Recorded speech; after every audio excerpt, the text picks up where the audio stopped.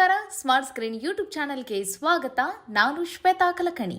Dhanraj ನಗಿಸುತ್ತಾ comedy ಮಾಡ್ತಾ ಸ್ವಲ್ಪ ಕಾಟ್ಲೆ ಕೊಡ್ತಾ ವೇದಿಕೆ ಮೇಲೆ ತನ್ನ ದೋಸ್ತ ಹನುಮಂತನ ಜೊತೆಗೆ ಮಸ್ತಿ ಮಾಡುತ್ತಾ ಜನಗಳಿಗೆ ನಗುವಿನ ಹಬ್ಬ ಮಾಡಿಸ್ತಾ ಇದ್ದ ಧನು ಇವತ್ತು ಮುಗ್ಧ ತಂದೆಯ ಪಾತ್ರಕ್ಕೆ ಬಣ್ಣ ಹಚ್ಚಿ ಎಲ್ಲರ ಕಣ್ಣಂಚಲಿ ನೀರು ತರಿಸಿದ್ದಾರೆ.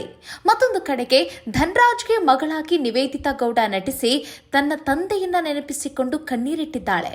ನನ್ನ ಜೀವನದಲ್ಲಿ ಕೆಲವೊಂದಿಷ್ಟು ಘಟನೆ ನಡೆದು ಹೋಯಿತು. ಆಗ ಸೋತು ಸುಣ್ಣಳಾದ ನನಗೆ ನನ್ನ ತಂದೆ ನಾನಿದ್ದೀನಿ ಎಂದು ಧೈರ್ಯ ತುಂಬಿದ್ರು. ಇವತ್ತು ನಾನು ಸ್ಟ್ರಾಂಗ್ ಆಗಿರಲು ಕಾರಣ ನನ್ನ ತಂದೆ ಎಂದು ಹೇಳುತ್ತಲೇ ಕಣ್ಣೀರಿಟ್ಟ ನಿವಿ ಸಂಕಟಕ್ಕೆ ಎಲ್ಲರೂ ಭಾವುಕರಾದ್ರು. ಹಾಗಾದ್ರೆ ನಿವಿ ಜೀವನದಲ್ಲಿ ನಡೆದ ಕೆಟ್ಟ ಘಟನೆ ಯಾವುದು ಮತ್ತು ತಂದೆ ಮಗಳ ಪಾತ್ರಕ್ಕೆ ಜೀವ ತುಂಬಿದ ಧನು ನಿವಿ ಪರ್ಫಾರ್ಮೆನ್ಸ್ಗೆ ಬಂದಿರುವಂತಹ ಗೆಸ್ಟ್ಗಳು ಏನಂತ ಹೇಳಿದ್ರು ನೋಡೋಣ ಬನ್ನಿ.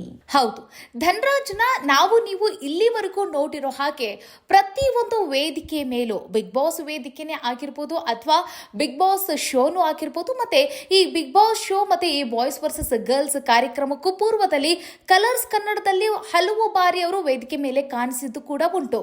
ಆಗ ಅವರು ಬಂದಾಗ್ಲೆಲ್ಲ ಬರೀ ನಗೆಯ ಹಬ್ಬವೇ ಕಾಣಿಸ್ಕೊಳ್ತಾ ಇತ್ತು. ಅಂತಂದ್ರೆ ಅಷ್ಟೊಂದು ಕಾಮಿಡಿ ಮತ್ತೆ ಅವರ ಮಾತು ಮತ್ತೆ ತರ್ಲೆ ಮಾತು ಮತ್ತೆ ಅವರು ನಟಿಸುವಂತಹ ಆ ಮುಗ್ಧ ನಟನೆ, ಸೊ ಇದೆಲ್ಲದಕ್ಕೂ ಕೂಡ ಜನ ಚಪ್ಪಾಳೆ ತಡ್ತಾ ಇದ್ರು, ಹಾಗೆ ಹೊಟ್ಟೆ ಹುಣ್ಣಾಗುವಷ್ಟು ನಗ್ತಾ ಇದ್ರು, ಮತ್ತೆ ಭೇಷ್ ಅಂತ ಹೇಳ್ತಾ ಇದ್ರು.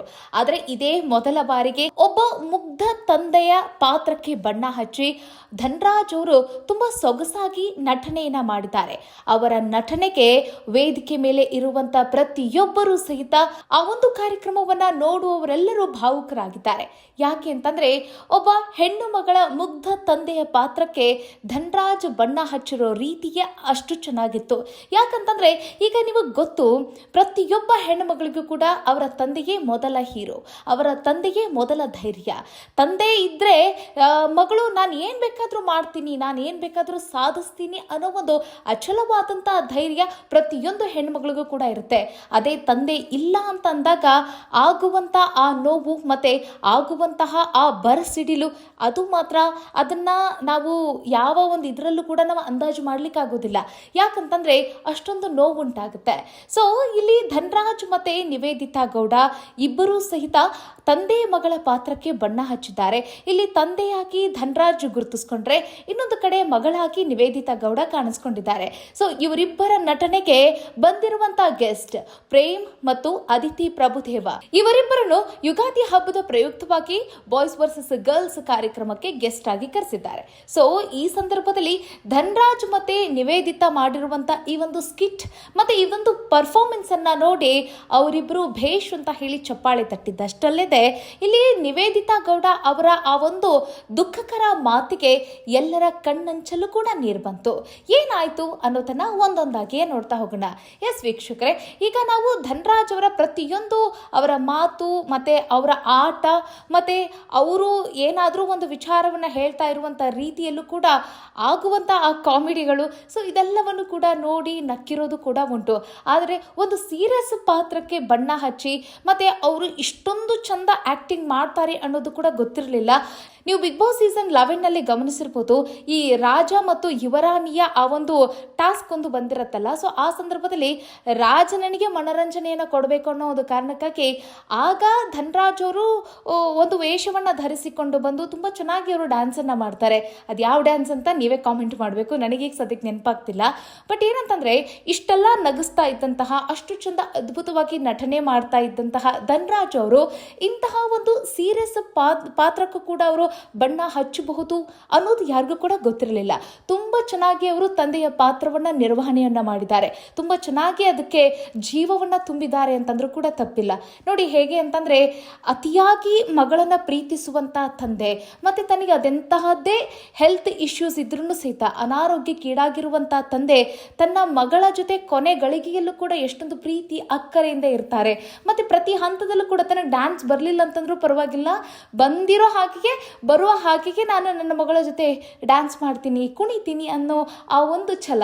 ಸೊ ಆ ರೀತಿಯಾಗಿ ವಯಸ್ಸಾಗಿರುವಂಥ ತಂದೆ ತನ್ನ ಮುದ್ದು ಮಗಳ ಜೊತೆಗೆ ಹೆಂಗೆ ವರ್ತಿಸ್ತಾರೆ, ಹೆಂಗೆ ಇರ್ತಾರೆ ಅನ್ನೋದನ್ನು, ಆ ಒಂದು ಸೂಕ್ಷ್ಮ ವಿಚಾರವನ್ನು ಧನರಾಜ್ ಅವರು ನಿವೇದಿತಾ ಗೌಡ ಅವರನ್ನ ಮಗಳಾಗಿ ಆ ಒಂದು ಪಾತ್ರದಲ್ಲಿ ಕಾಣುತ್ತಾ ನಿವೇದಿತಾ ಗೌಡ ಜೊತೆಗೆ ಆ ಒಂದು ಆ್ಯಕ್ಟಿಂಗ್ ಮಾಡಿರೋದು ತುಂಬ ಚೆನ್ನಾಗಿ ಬಂದಿತ್ತು. ಸೊ ಹೀಗಾಗಿ ಬಂದಿರುವಂಥ ಅತಿಥಿಗಳಾಗಿರುವಂತಹ ಅದಿತಿ ಪ್ರಭುದೇವ್ ಮತ್ತು ಪ್ರೇಮು ಇವರಿಬ್ಬರು ಭೇಷ್ ಅಂತ ಹೇಳಿದ್ದಾರೆ. ಇನ್ನೊಂದು ಕಡೆಗೆ ನಿವೇದಿತಾ ಗೌಡ ಅವರ ಆ ನಟನೆಯು ಕೂಡ ತುಂಬ ಅಂದರೆ ತುಂಬ ಚೆನ್ನಾಗಿತ್ತು. ಯಾಕೆ ಅಂತಂದರೆ ನೋಡಿ, ಅನಾರೋಗ್ಯಕ್ಕೀಡಾಗಿರುವಂತಹ ತಂದೆ ಇಲ್ಲಿ ಮಗಳ ಜೊತೆಗೆ ಆಟ ಆಡ್ತಾ, ಡ್ಯಾನ್ಸ್ ಮಾಡ್ತಾ, ಅದರ ಜೊತೆಗೆ ಮಗಳ ಜೊತೆ ನಗನಗ್ತಾ ಸಂಭ್ರಮದಲ್ಲಿರುವಂಥ ತಂದೆ ಇದಕ್ಕಿದ್ದ ಹಾಗೆ ಎದೆ ಹಿಡ್ಕೊಂಡು ನೆಲಕ್ಕೆ ಬಿದ್ದು ಪ್ರಾಣವನ್ನು ಚೆಲ್ಲುವಂತಹ ಆ ಒಂದು ಸಂದರ್ಭ ಇರುತ್ತಲ್ಲ, ಸೊ ಅದು ಯಾವ ಒಂದು ಹೆಣ್ಮಗಳಿಗೂ ಬೇಡ. ಸೊ ಯಾಕಂತಂದರೆ ಆ ಒಂದು ಸಂದರ್ಭವನ್ನು ಎಷ್ಟು ಚೆನ್ನಾಗಿ ರೀಕ್ರಿಯೇಟ್ ಮಾಡ್ತಾರೆ ಈ ನಿವೇದಿತಾ ಗೌಡ ಮತ್ತು ಧನರಾಜ್ ಅಂತಂದರೆ, ತಂದೆ ನೆಲಕ್ಕೆ ಕುಸಿಯುವಂಥ ಸಂದರ್ಭದಲ್ಲಿ ಮಗಳು ಅಪ್ಪ ನನ್ನನ್ನು ಬಿಟ್ಟು ಹೋದ್ರು, ಈ ಪ್ರಪಂಚನೇ ಬಿಟ್ಟು ಹೋದ್ರು ಅಂತ ಹೇಳಿ ಆ ಮಗಳು ತಂದೆ ಹತ್ರ ಬಂದು ಕಣ್ಣೀರಿಡೋ ಸಂದರ್ಭದಲ್ಲಿ ಅಪ್ಪ ಅಂತ ಹೇಳಿ ಜೋರಾಗಿ ಕೂಗುವಂಥ ಆ ಕೂಗಿದೆ ಅಲ್ಲ, ಸೊ ಎಲ್ಲರನ್ನು ಕೂಡ ಭಾವುಕರನ್ನಾಗಿ ಮಾಡಿಸುತ್ತೆ. ಸೊ ಎಲ್ಲರ ಕಣ್ಣಂಚಲು ಕೂಡ ನೀರು ಬರುತ್ತೆ. ಆ ಪ್ರೋಮೋದಲ್ಲಿ ಅಷ್ಟೊಂದು ಎಮೋಷನಲ್ ತುಂಬಿದೆ. ಇನ್ನು ಆ ಒಂದು ಎಪಿಸೋಡ್ ನೋಡಿದ್ರೆ ಇನ್ನು ಯಾವೆಲ್ಲ ರೀತಿಯಾಗಿ, ಇನ್ನು ಆ ಒಂದು ಎಪಿಸೋಡ್ ನೋಡಿದ್ರೆ ಗೊತ್ತಾಗುತ್ತೆ ಆ ಒಂದು ಸ್ಕಿಟ್ ಏನು, ಮತ್ತೆ ಅವ್ರು ಏನು ಸಂದೇಶವನ್ನ ಕೊಟ್ಟರು ಅಂತಂದ್ರೆ ಕಂಪ್ಲೀಟ್ ಸ್ಕಿಟ್ ಅಲ್ಲಿ ಏನೇನೆಲ್ಲ ಇತ್ತು. ಸೊ ಇದೆಲ್ಲವೂ ಕೂಡ ನಾವು ಕಾಣ್ಬೋದು. ಒಟ್ಟಿನಲ್ಲಿ ತಂದೆ ಮಗಳ ಪಾತ್ರಕ್ಕೆ ಇಬ್ರು ಕೂಡ ತುಂಬ ಚೆನ್ನಾಗಿ ಆ್ಯಕ್ಟಿಂಗ್ ಮಾಡಿದ್ದಾರೆ ಅಂತಂದರೆ ತಪ್ಪಿಲ್ಲ. ಬಟ್ ಇನ್ನೊಂದು ಕಡೆಗೆ ಇಲ್ಲಿ ನಿವೇದಿತಾ ಗೌಡ ಅವರು ತುಂಬ ಭಾವುಕರಾಗ್ಬಿಡ್ತಾರೆ.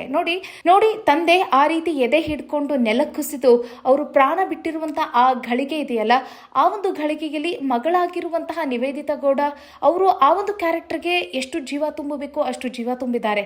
ಅದರ ಜೊತೆಗೆ ಅವರು ಕ್ಯಾರೆಕ್ಟರ್ನಲ್ಲಿ ಇನ್ವಾಲ್ವ್ ಆಗೋದಷ್ಟೇ ಅಲ್ಲದೆ ತನ್ನ ಒಂದು ಸ್ವಂತ ಜೀವನವನ್ನು ಕೂಡ ನೆನಪಿಸ್ಕೊಂಡಿದ್ದಾರೆ. ಅಂತಂದರೆ ಅವರ ಒಂದು ಜೀವನದಲ್ಲಿ ತಮ್ಮ ತಂದೆಯ ಪಾತ್ರ ಎಷ್ಟು ದೊಡ್ಡದು ಅನ್ನೋದನ್ನು ಕೂಡ ನೆನಪಿಸ್ಕೊಳ್ತಾ ತುಂಬಾ ಭಾವುಕರಾದ್ರು ಅಂತಂದ್ರೂ ಕೂಡ ತಪ್ಪಿಲ್ಲ. ನಾವು ಇತ್ತೀಚೆಗೆ ನಿವೇದಿತಾ ಗೌಡ ಮತ್ತೆ ಚಂದನ್ ಶೆಟ್ಟಿ ಅವರ ಒಂದು ಜೀವನದಲ್ಲಿ ಆಗ್ತಾ ಇರುವಂತಹ ಒಂದಿಷ್ಟು ಬದಲಾವಣೆಗಳು, ಮತ್ತೆ ಡಿವೋರ್ಸ್ ವಿಚಾರ ಆಗಿರ್ಬೋದು, ಮತ್ತೆ ಇತ್ತೀಚೆಗೆ ಅವರಿಬ್ರು ಒಂದು ಶೂಟಿಂಗ್ ಸೆಟ್ ನಲ್ಲಿ ಆ ಒಂದು ಗಳಿಗೆಯಲ್ಲಿ ಆಗಿರುವಂತಹ ಆ ಒಂದು ಸನ್ನಿವೇಶ, ಇದೆಲ್ಲವನ್ನ ನೋಡಿದಾಗ ಒಂದ್ ಸ್ವಲ್ಪ ಅವರು ಇಬ್ಬರ ಜೀವನದಲ್ಲಿ ಏನೋ ಏರುಪೇರು ಆಗ್ತಾ ಇದೆ.